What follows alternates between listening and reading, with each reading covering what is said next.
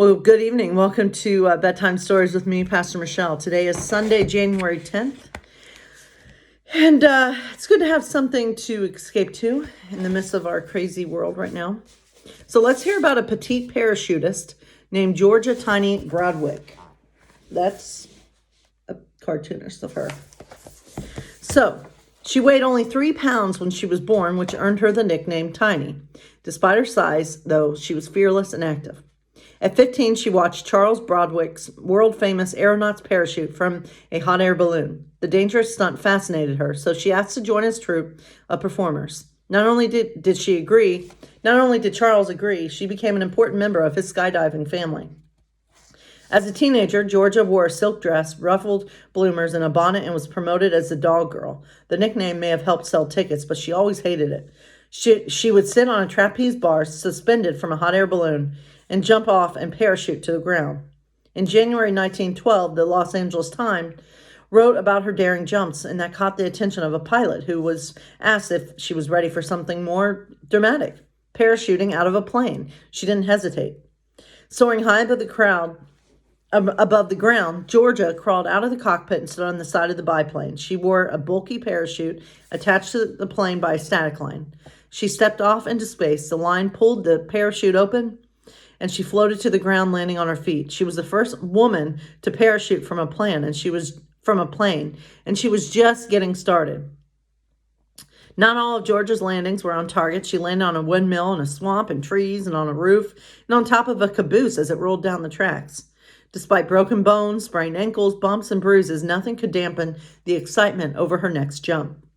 In 1913, the Army took an interest in her parachuting skills, and 4 successful jumps, she demonstrated how the parachute was deployed by a static line attached to the plane.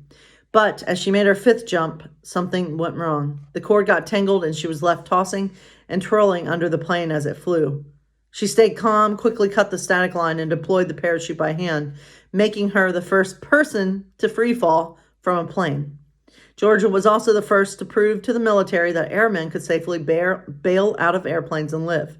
This led to the invention of the ripcord, and it changed the way parachutes were packed and deployed from then on. She retired in 1922 after approximately 1,100 jumps. That's crazy. In 1964, she donated one of the silk parachutes she used, handmade by Charles Broadwick, to the Smithsonian Institute at a dinner celebrating her legacy. She may have been tiny, but she had big dreams and the passion and determination to achieve them. Well, who knew that a woman was the first to jump out of a plane? That's fascinating. All right, so our Disney story tonight, my friends, comes to you from the movie Pinocchio, and it's called Imagine That. The carnival was in town, and Pinocchio couldn't wait to see it. He grabbed his friend Jiminy Cricket, and off they went. Pinocchio was awed by the marvelous sights. "That elephant is just amazing," he cried. "I suppose," said Jiminy politely. Next, they came to a lion's cage. The big cat opened its mouth and roared. "Look at those teeth!" Pinocchio marveled. Jiminy Cricket nodded. "Yeah, they're pretty big, it's true." Then they saw a giraffe. "What a long neck," Pinocchio explained. "Giraffes are all right, I guess," said Jiminy with a shrug. Pinocchio was confused. "If you don't like elephants, lions, or giraffes, what kind of carnival animals do you like?" Pinocchio asked. "Fleas." "Fleas?" Pinocchio said, even more confused. "Come on, I'll show you." So Jiminy led Pinocchio to a tent with a sign that said "Flea Circus." Inside, Pinocchio saw a tiny merry-go-round and little swings. There were small animal cages and a little trapeze. There was even a tiny big top with 3 miniature rings. But no matter how hard he looked, Pinocchio could not see any fleas. "That's because there aren't any fleas," Jiminy explained. "What's the point then?" Pinocchio asked. "The point is imagination. Why, you can do something with your imagination. You can even see the fleas at the flea circus." Pinocchio laughed and joined in the game. "That flea is going to jump through the ring of fire. I hope he makes it." "Now the fleas are doing acrobatics," Jiminy declared.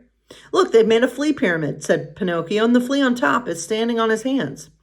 After they had watched the flea circus for a long while, it was time to go home. "What did you think of the flea circus?" asked Jiminy Cricket. "It was the most amazing circus I've ever seen. I didn't really see it at all," Pinocchio replied. "Yes, indeed. You imagined it," said Jiminy Cricket. Imagine that. So, my friends, God bless you all. Imagination, that's a great tool. I had a very active imagination as a kid. I had a lot of imaginary friends. I will say one of my favorite memories is that in my imagination, of course, I was a professional basketball player for a team called Alaskan Ice. So interesting name. We had one of those basketball hoops that you put up above a door frame. And I remember many a day where I just would play basketball, and it was set up in our kitchen. We had a lot of floor space, and yeah, I don't know why it was in our kitchen. But I remember I was very good at making shots. And so I was like, yep, I'm a famous female basketball player. Yeah. And, and even when we think about what's happening in our country and just the craziness, sometimes it's okay to imagine a better world. And I believe with all my heart that we're not called to just imagine it. We're called to work together to create it. So, all right. Well, God bless you all, my friends.